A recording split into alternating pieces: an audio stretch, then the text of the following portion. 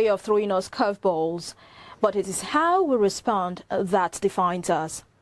Welcome to Candid Talk, where we explore the journeys, triumphs, and transformations of extraordinary individuals. Today, we meet Jeremiah Abiodun Ajayi, whose life was altered by a single pivotal moment, an accident, a turning point, and a new beginning. Jeremiah shares his powerful story of overcoming adversity, finding purpose as a Christian, and rising above depression.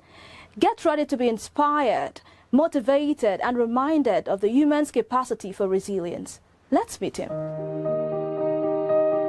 Jeremiah Abiodun Ajayi is a determined young man with a vision to excel in all he undertakes.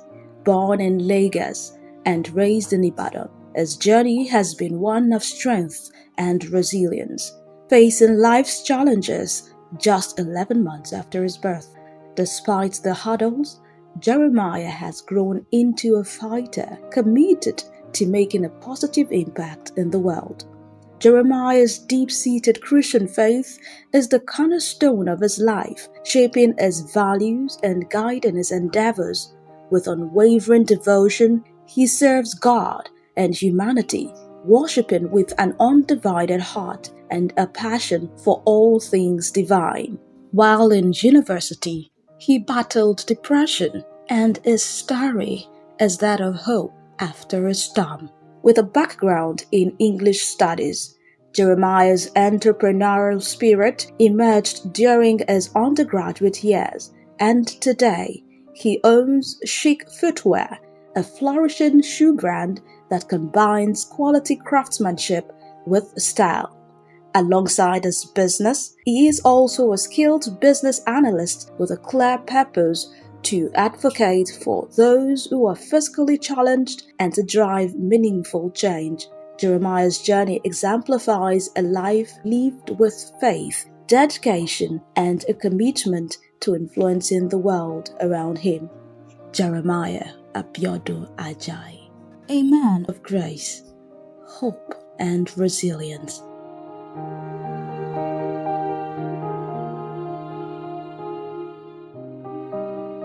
Nice to have you with me, Jeremiah Abiodun Ajayi. Thank you very much. I beg you, cut all of that. This is my guy. Yeah, my guy. He has been a friend to me for quite a while now, and I must say that he's a good friend. So me speaking to him formally or officially sounds awkward. Exactly. So we're just going to have a conversation like friends, and I hope you will enjoy it. So tell me, Jerry, and I'm sure people also watching would like to know what growing up like was for you. You know, was it rough? Was it smooth? Would you consider yourself a privileged child? Talking about your background and growing up. Okay, so I'm going to start with my background actually. So, I mean, it's going to roll from saying that, I mean, everybody had a rough background, one way or the other. No, some people might have sweet backgrounds, yeah, but some of us had rough, some of us had plain and everything together, right? So I would say my own was all of them bring together. But growing up on my background is just like I grew up in a family where they are religious, go to church, come back home, and at the point I also had to learn the norms, the culture of life, you know, do chores, go to school, be diligent. I mean, the normal things. If you don't do that, you get beaten. I mean, I grew up like that. My parents were very, very, you know, attentive to whatever we do and all. So that was my own for growing up. And also saying, was I a privileged child? Yeah, one way or the other I was privileged. I attended private school from my primary school to my university days. I mean, that's just a privilege, and glory to God. I mean, anybody can get that privilege, either by parents or by friends, by whichever way. So I mean, glory be to God. And I would say that is like my background. I grew up with a religious family, so it shaped my way of life till now, going to church as a Christian, and also diligent to do things that would, you know, bless my life, and I mean, professionally, career-wise, and everywhere. So basically, that's it. So your background actually pushed you into the Christian you are right now, because I know, my guy, you be normal Christian guy, Christian bro. Okay. So now God will talk that one. for you, while you were growing up, because I know kids whose parents actually force them to go to church, to go for Sunday school, to go for service and all of that. I was one of them. I didn't like to go to church, but my parents literally forced me to go into church. So whenever I go to church, I will actually have one reason to go out of church. It's either I have running stomach, I forgot something at home and go back home. So for you, was it at first you were rebellious, then later on, as you grew older, you realized what it was to be a Christian and you embraced it totally? They don't bomb me well. They don't actually bomb me well, actually. So growing up, I mean, I needed to go to church because I think when we grew up, I was attending a church because my mom's elder brother, that's my uncle, is a pastor, and he had a church. We were attending that church. And it's quite a distance. It's in Akpata. If you know, if we were living in Akubo and we're going to church in Akpata. So literally, we'll go that way once in a while. But because of that constraint, that distance, so we were attending a church in Akubo. So basically, my mom would drop us in church and go to church. You understand? So we were actually, I needed to go to church. It wasn't something that they were forcing me to do, but I also enjoyed going to church because, I mean, I was playing drums in church, I was singing in church, and, you know, obviously I liked community where I would meet with people and sing. And my church was one of those, I don't want to mention the name of the church, it was one of those churches that embraced a lot of people in the community. And also, I wasn't forced to go to church, or it wasn't like I didn't want to. I loved to, because I enjoyed every activity and service in church, basically. So when would you say you actually deliberately and consciously gave your life to Christ? Because you going to church at such a young age is different from you consciously, you know, saying those words and accepting Jesus as your personal Lord and Savior. So I think I've said this thing before somewhere, I don't know, maybe anywhere. I said that I gave my life to Christ, I collected it back, gave it to him, collected it back. Wait, several you gave times. it to him? You know, basically, so I think the first time I can remember is when I was in secondary school, when I was leading fellowship. I was the president of fellowship, of school fellowship.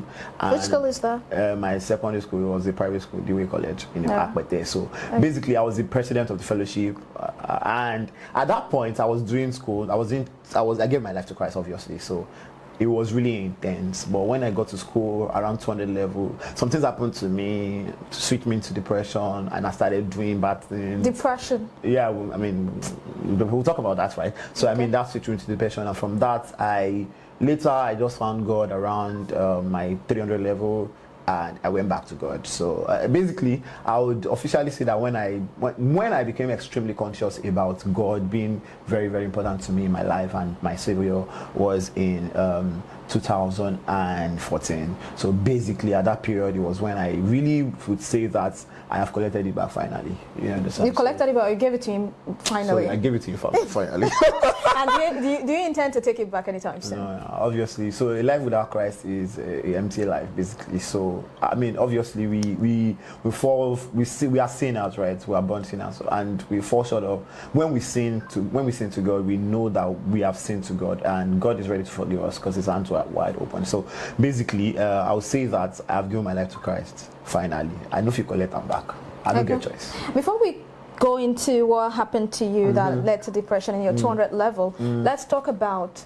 I'd like to ask you this question. Parents that force their children to go to church, do you think they are doing them any good, especially parents that do not explain to the child why they are going to church, they do not explain to them the concept of Christianity and who Jesus is. They are just going to church religiously because, you know, they are going to church or they are pastors. So they feel my child too must go to church because I don't want people saying all of that, all of these about my child. Do you think that they are doing the children any good, forcing them to go to church, especially when the child doesn't want to go to church? Okay, so I would say that there's no fault with the child. There's also no fault with the parents. It's a level of understanding, right?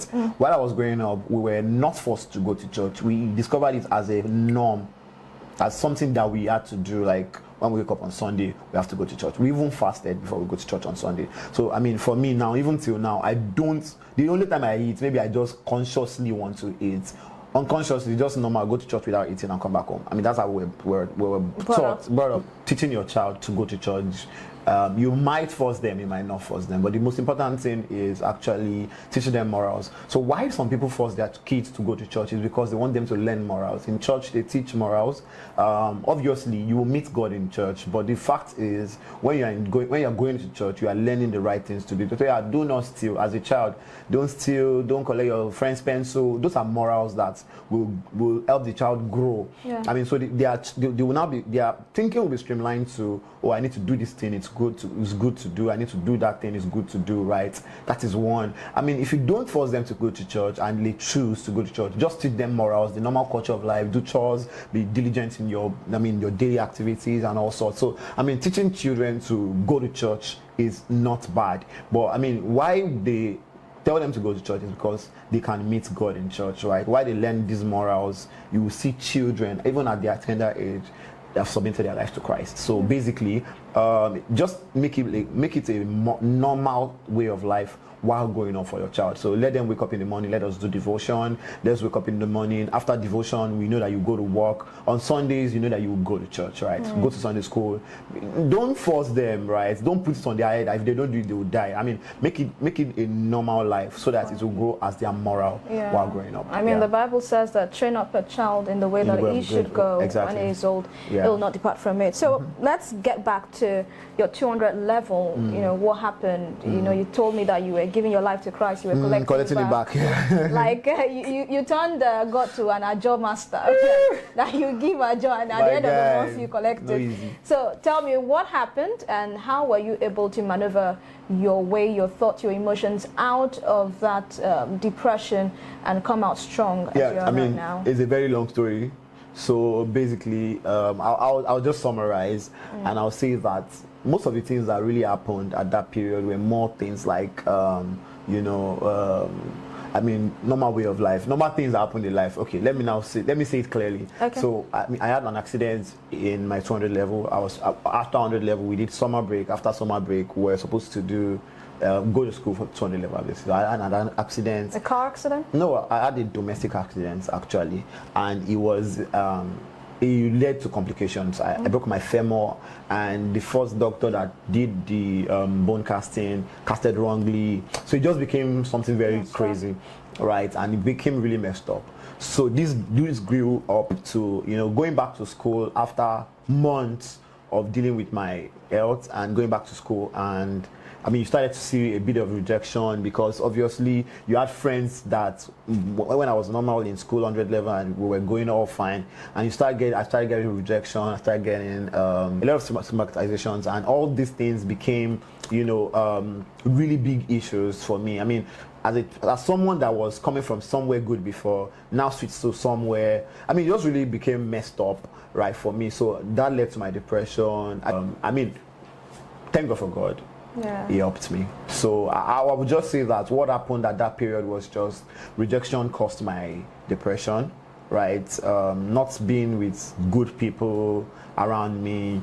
I mean, all these things happened to me. I don't want to use my mouth to say everything. Why I'm going to get big on this is because a lot of people are dealing with depression at this time, and with your story, we don't know who out there will might learn about it. Be encouraged to move past what you're dealing with and face the real life. So I know you may not want to go into the details, but then see it as you helping someone out there get off depression, wherever it is, wherever position it is they might be right now. So tell me, when you are at the stage of depression, what exactly did you do? Okay. How were friends able to help you? Were friends able to help you? Or how did you move from one position A to position B during that time? Okay, so I think I have a video on this on my page talking about depression and what I did at that period. So the first thing I did, obviously the first thing you need to do is to identify that you are depressed, right? Some people might think that it's just a low moment, right? Actually you think that it is a low moment, like I just don't want to talk to anybody, right?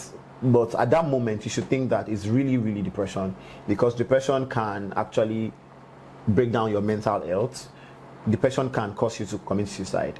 I attempted suicide twice. That's how depressed You I did? was. Yeah, I attempted suicide 2 times. How? What kind of Yeah. method did you use? Is it You like want you them wanted to- you want to jump in front of Yeah, trailer or what? actually, or you drank sniper? Actually, Which one? the first one was I overdosed. I had drugs that I was using at that period. I overdosed. I consciously overdosed. Yeah, obvious. I overdosed myself with calcium and pain relief drugs. Okay. And I mean, obviously, they took me to the hospital and I was better, right? So I thank God for no complications. The second one was me tearing myself with blade, with blade, and I mean, my mom caught me while trying to do all those things. Those period, it was just like I was moving from a very good state to a bad state. So first thing, like I said, is identify that you are really depressed. Now, the next thing you do is join a good community. When I say join a community, be around people that will help you mentally. So that's why Christianity is something that is really, really amazing. I mean, if the life of God is a huge, great life, because I mean, I'm excited to move with people that were of like minds. They were praying with me, we were talking together, we were going to church, we were doing church activities. So there's church activities, there's Christianity, service to God. I was doing church activities, and this was taking my mind off depression, and it really brought me to say, oh yeah, I want to go and meet somebody. I felt loved, I felt like I was at home. And I mean, like I said, community is very important. Also, you mentioned friends, right? So I mean, at that period I had friends. Going through that period, I had some little friends that were really there. And I mean, currently I have like a set of friends, which I mean, they are just two, and basically they are my guys. I mean, in the sense that they have turned from friends to brothers, because they saw beyond, oh, this guy walks with crutches, this guy does this. And in fact, they don't see it at all, because I mean, for me too now, right now, I can play with it. I can tell them that I have an ID card. Because when I started driving, before I collected my driver's license, I was using my crutches as ID card. Nobody wants to stop me on the road because, obviously, I mean, so those friends saw me that, it wasn't that level. So you need to get people that would help you mentally. Those people will help you grow, and it's going to help you. So basically, move with the real friends, not the ones that will stigmatize you. I have this on my Twitter. I have like a thread about all these things, about stigmatization and depression on my Twitter. It's pinned on my Twitter, so you can just go ahead and check out it. Okay, I'll definitely share the link at the details when I post this video. But then family. How did family help? Oh yeah, I mean, I can never talk without mentioning my family, especially my mom. I mean, my family, I have an elder brother, I have two younger sisters, two beautiful younger sisters. Okay. One is married, one is still single, right? But the truth of the matter is, family, like everybody knows, family is number one. Family helped me in so many ways. Family helped me see that I have no problem, right? So whatever I needed at that period, family provide for me.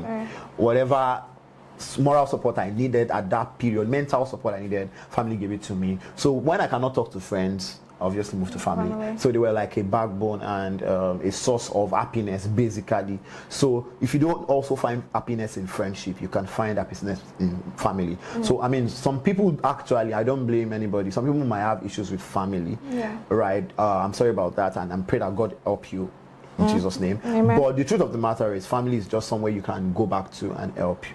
And obviously, for me, family was really a big backbone to me. Okay, so you mentioned what actually helped you, because I want to list it out so it's clear. Yeah, it's clear. Number one, first, you have to know that you're depressed. Identify that you are depressed. And two is join a community. People that accept you, people that will help you. That will make you feel loved, strengthen you in every way, emotionally, psychologically, and all of that. Also, you talked about friends that also helped you. Aside that, okay, you used church activities as an escape route. Exactly, because with that you are around people, you exert your energy, you meet more people, you laugh, you dance, you sing, and all of that. Exactly. Then lastly, family. That is your backbone. Amazing.